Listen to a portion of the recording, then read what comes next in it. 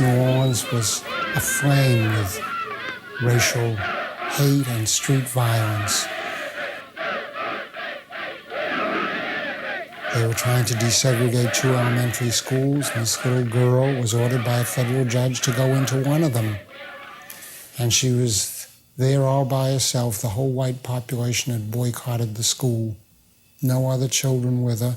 And I happened to see this little child going into a school in New Orleans at the age of 6 to the 1st grade.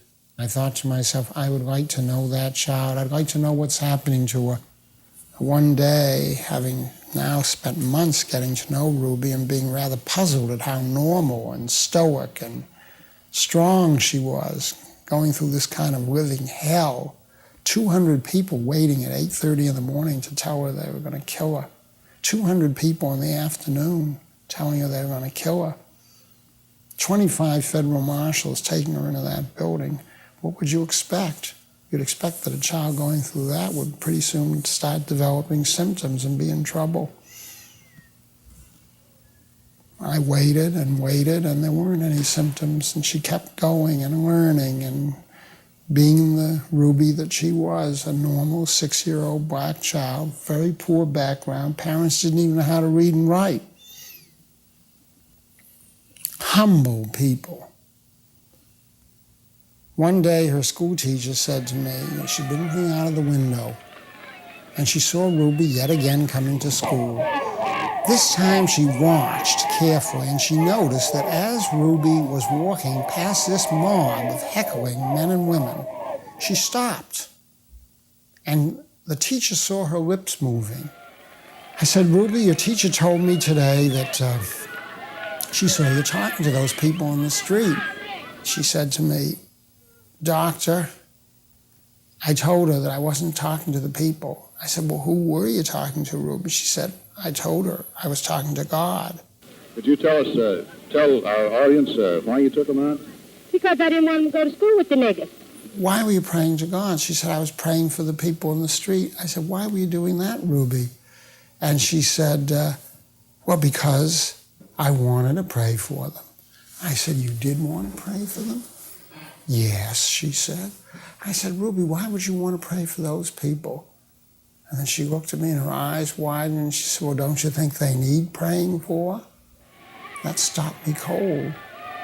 Where did she get that idea, Ruby? She said, well, my mommy and daddy have told me that, and the minister told me that in church.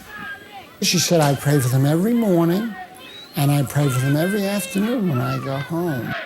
I say for the mothers to keep their kids out of school, all together. We're white people. We don't want them to go to school with niggas. I have 5, and they not going to school with no niggas. But I said, Ruby, those people are so mean to you, and they're so nasty to you. You must have some other feelings toward them besides wanting to pray for them. She said, I just keep praying for them, and I just hope that God will be good to them. I said, what do you say in the prayer, Ruby? I always say the same thing. What's that, Ruby? Well, I always say, please, dear God, forgive them because they don't know what they're doing. Now, I'd heard that someplace before.